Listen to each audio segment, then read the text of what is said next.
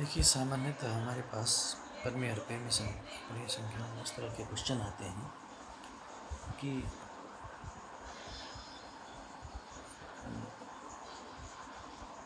निम्न भिन्नों का क्वेश्चन कैसे होता है। निम्न पद में संख्याओं का दशमलव प्रसार कैसा हो। फर्स्ट है 36/100, दूसरा 1/11, तीसरा 4 से 1/8, चौथा 3/13, पाँचवा 2/11, छठवां 329/400।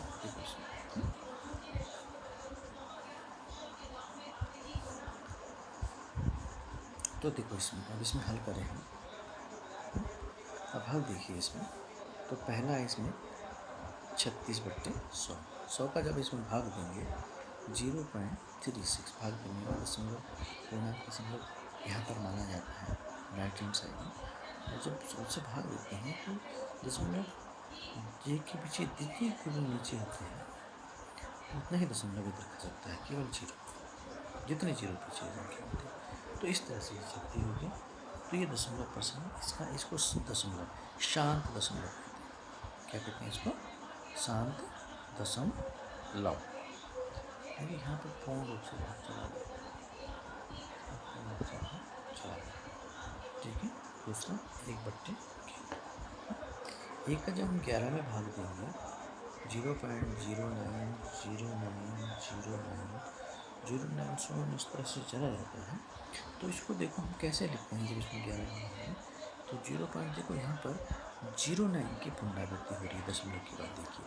तो जिस अंक की पुनरावृत्ति, जिन अंकों की क्योंकि 2 पूरा बना इसलिए इसे कहते हैं, ठीक। तो इसको अनवसानी, अवसानी नहीं हो रहा है,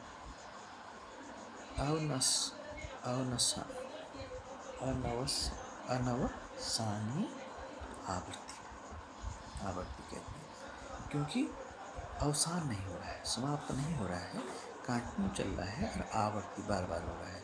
तो ये अशांत आवर्ती, इसको अशांत आवर्ती भी हम कहते हैं। दूसरे प्रकार का प्रश्न ये हो गया, इसको हम अशांत आवर्ती भी कहेंगे। इसमें तीसरे प्रकार का देखिए आप, इसमें 4 से ही 1/8, चौको 32 और 1 33/8। इसको जब हम भाग देंगे 32/8 तो 4.12 पूरा पूर्ण रूप से भाग चला जाता है। तो शांत दशमलव, ये दशमलव संख्या भी आप कहते हैं, शांत दशमलव हो गया, ओके ना। अच्छा, तीसरा ये हो गया। चौथा देखिए आप इसको 3/13, इसको भाग देंगे तो 0.230769230769 डॉट। अब यहाँ पर देखिए, यहाँ पर क्या है कि 230769, फिर 230769, 230, इस अंक की पुनरावृत्ति होती है। तो 23069 के अंक पुनरावृत्ति यहाँ से पूरे अंक की पुनरावृत्ति होती है। तो यही अनवसानी आवर्ती, अनवसानी आवर्ती होगी, क्योंकि इसमें इतने बार का मतलब यही अंक बार बार रिपीटेशन हो रहा है, ठीक है। अब इसमें देखिए पांचवा प्रश्न देखिए 2/11, 0.181818 डॉट डॉट डॉट डॉट। इसमें भी देखिए, इसमें भी क्या हो रहा है कि 0.1818 का रिपीटेशन है तो बाहर का, इसका मतलब 18 बार हुआ। इसको भी हम अनवसानी आवर्ती कह जाते हैं, अनवसानी आवर्ती प्रश्न। इस प्रकार से आप देख रहे हो कि यहाँ पर इस तरह के प्रश्न जिसमें पूरा भाग चला जाता है पूर्ण रूप से, तो वो दशमलव संख्या, शांत दशमलव। जहाँ पर शांत नहीं होता है तो जो अंकों का रिपीटिशन होता है बार बार, वो उसे आवर्ती कहते हैं। है, और चूँकि पूर्ण नहीं हो रहा है इसका भाग, इसको अनावसानी आवर्ती कहेंगे। और जिन नंबर रिपीटेशन होता है उसको बार लगा देते हैं, क्योंकि कंटिन्यूएशन में जाता है। इसी प्रकार से हम इन क्वेश्चन को कर सकते हैं। ठीक, यहाँ पर ये इस तरह से। एक कुछ प्रश्न ऐसे होते हैं कि जिनका मान समाप्ति नहीं होता है, कंटिन्यू है आवर्ती। अब जैसे कुछ प्रश्न ऐसे होते हैं जिनका मान समाप्ति हम पता ही नहीं कर सकते, ठीक है, जिनका मान हम लोग पता है।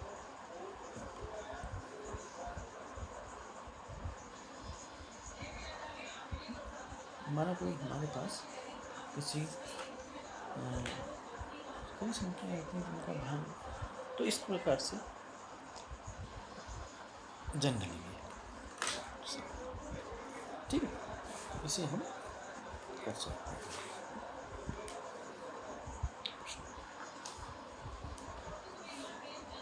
ठीक है, अब देखिए हमारे पास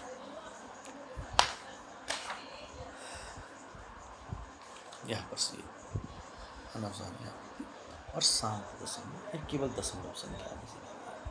अब जैसे हमारे पास कोई क्वेश्चन है, जैसे हमारे पास आपसे कहता है कि क्वेश्चन नंबर 2, निम्न को P/Q के रूप में बदलिए, जैसे पहला है 0.6 बार, दूसरा है 0.47 रिपीटिशन, तीसरा 0.001 का रिपीटिशन वाला होगा। तो देखिए इसको हल हम कैसे करेंगे। माना जैसे इसमें हम क्या करना है, 0.6, ये इसको P मान लीजिए, या इसको अब x P मान लीजिए, इसको P है ना, ये बार है, तो इसको हम 0.666 डॉट डॉट डॉट ऐसे कर सकते हैं, समझो, ऐसे कर सकते हैं इसको।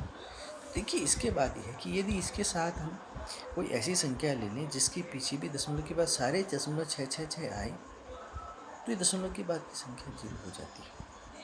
मेरी बात समझकर, दशमलव की संख्या 0 हो जाएगी, कट जाएगा है।